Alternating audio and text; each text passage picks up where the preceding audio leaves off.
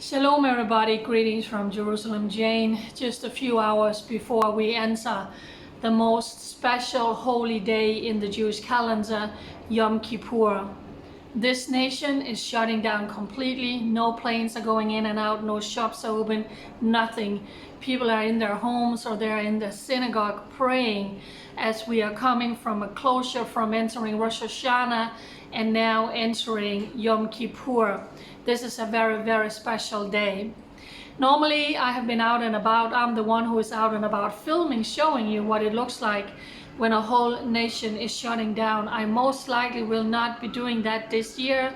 We are living in extraordinary times and special times, serious times, and now you can hear the police are going by my house. Jerusalem is on high alert. All of Israel is on high alert, so I might just pull back and take this time to pray for me, to pray for Israel, and to pray for things going on in my life moving forwards. From the bottom of my heart, thank you so much to all of you who prayed for me, who encouraged me, who support me 2 days ago when I posted about, and now there's a little bit noise from my washing machine. It's the part of everyday life. Thank you to those of you who send a lovely, warming, encouraging comment to me when I shared about what happened 2 days ago. It was the 3rd year anniversary for the murder of my dear friend Ariel Folt. We used to sit right here and make video updates to all of you around the world, speaking about what was going on in Israel. All of you, you love these videos, until one day I had to be the one sitting here alone sharing that Ari was the one being murdered. So that day is always painful. It's opening the wound all over again. That morning there was a terror attack. Later in the day I was out doing errands, and then I needed to do the last bit of shopping, and there's a little shop who has cosmetics and soap and dishwash, all of these things, and I've been there 100 times, and there was just something like, just go home. So I did, just to find out that a terror attack occurred in that shop and 2 young men were stabbed. And the terrorist came in from Hebron, and he actually had 2 accomplices who was on the loose that the police arrested.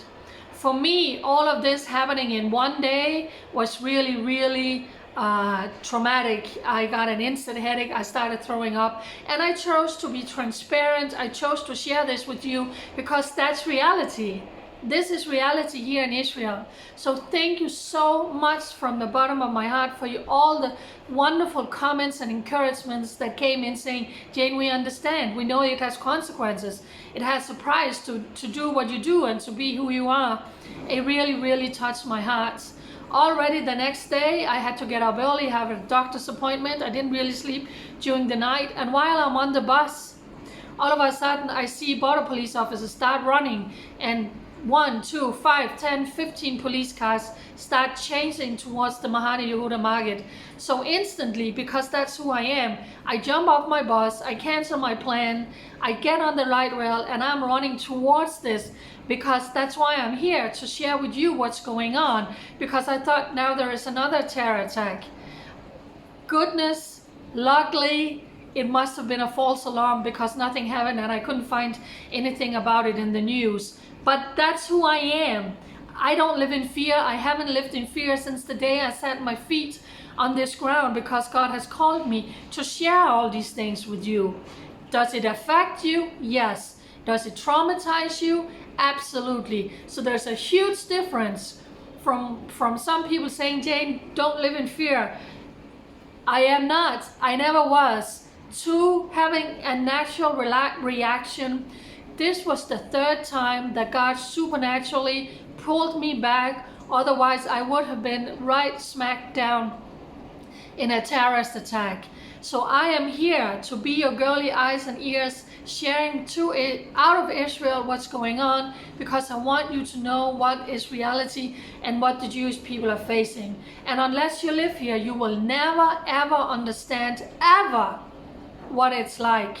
But your love, your encouragement, it meant the world to me, and I am so very grateful.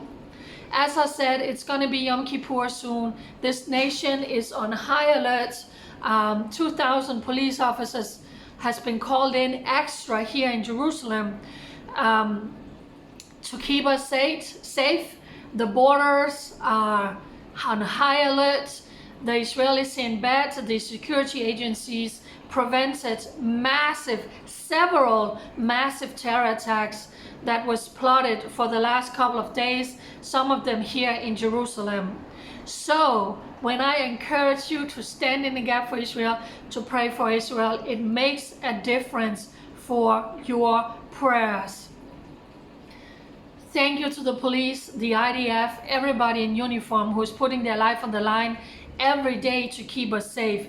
The Jewish people should be safe here in their homeland, be happy and free, and not living in a constant stress of rockets are flying in and terror attacks and shooting attack and stoning attack and arson burning down the land.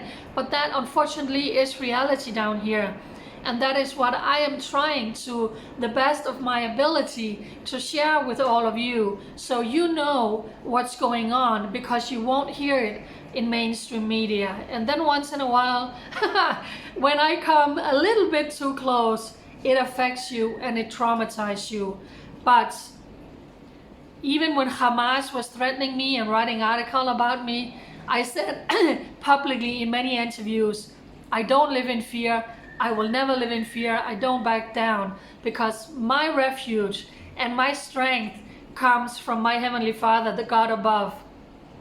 It doesn't mean that it's not painful sometimes, traumatic and hard, but your love, your encouragement, your prayers, your financial support for me being here all alone. I just realized I have only left Israel twice in 7 years. Last time was 4 years ago. So yeah, I have indeed dedicated my entire life and my destiny to be here to stand in the gap for the Jewish people. And you are the ones lifting my hands so I can do this. Bye. Blessings.